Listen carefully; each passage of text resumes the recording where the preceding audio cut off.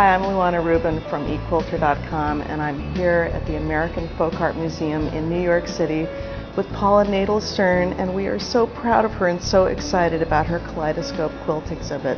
And so we have a very special tour today. We've invited several of our customers to join with Paula.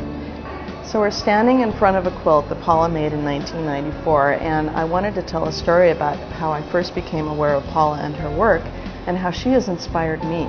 Because the very first time that I heard an art quilter speak, someone who was making their own unique work, was Paula in Lafayette, Colorado. She came to speak to the Colorado Quilt Council, and she got up on stage and showed all these incredible slides and beautiful quilts and talked about how she made these quilts on her kitchen table in New York. And I had just moved to Colorado from New York City, and I was spellbound, and I was so impressed, and I just thought, wow, this is what I want to do. I don't want to make patchwork quilts that everybody else is making. I want to make my own thing. And so in a way, you were one of the seeds that started me on my path that led to eQuilter. I think I told you before over lunch how my daughter, who's 30, wanted making one of her first quilts. I needed some extra fabric, and I said to her, well, just try eQuilter, just as I threw away that comment in a car, and the next thing, within 30 seconds, she was using her iPhone on eQuilter going, ooh-ah, and just, like loving it. So the circle's complete. Well, it's such an honor to be here with you, because for me it's really full circle too, to see how far you've come and to be here with you and to be able to support you in this. And you have. I mean, you really were one of the few in this terrible economy who the museum reached out to, and you responded, and you actually supported this exhibit, which is the first time a museum in New York City, a major American museum, has had a solo exhibition of a contemporary quilter. So really, from the bottom of my heart, I thank you and eQuilter for doing that. In the collection, the Kaleidoscope collection, there are about 37 quilts. You'll see about 19 of those 37 quilts. And the book was intended to be kind of the catalog for the exhibit, so the photography for that, and some of the little stories that I'll tell you are in there, but then also how-to. This is the newest work.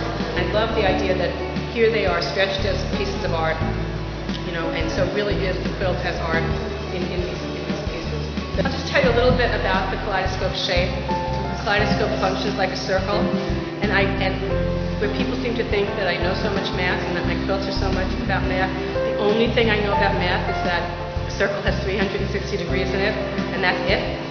And now you know that much math too, so you can also, it seems to be all that anyone, don't ask me to make change or anything like that, I can't do it.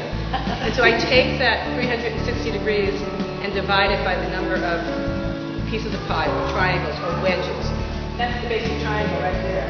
And then most of the time I just duplicate it. In this case I'm duplicating it 16 times. This one, I was really playing with the idea, I don't know if you know the book I've done called Puzzle Quilts, but it's really taking this design sensibility and bringing it down to just half-square triangles and squares. I think what's really different about the way that I use fabric in a traditional quilter is that, imagine a 9 patch and how it's a square and a square, it's a checkerboard effect. And in order for the quilter has a lot of contrast. There's a red square next to a white square next to a red square. And you want that in order for the audience to actually see your shape that you intend them to see. But when I come to that seam, the most important thing for me is a discussion with myself of, do I want the audience to see the seam, or do I want to camouflage it? And so at that point, I might decide to, so if at the seam I ended with a red, my next fabric might start with a red so that your eye doesn't see the seam. And so the patches are really vehicles to get the fabric up in the same way that is moving and just feels like many beautiful pieces of glass against one common ground. That's the same effect that I want to get, a beautiful fabric against one common ground. This is that same traditional pyramid quilt, that our pioneer women started with. As I made this, they go together like that. And you can do that with 60 degrees.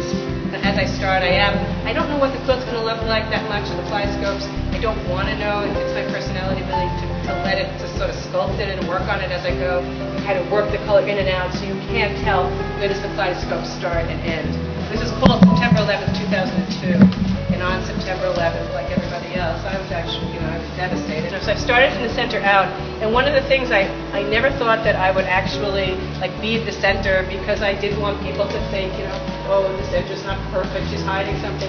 And I think that, ever in a class or anyone, filter ever says that something anyone else ever does is cheating, I get very angry now and I go, who are you cheating? Hiding your women? I mean, like, who set up the rules? It's like, why would you, anytime I find myself saying that exact thing to myself, I go and do it.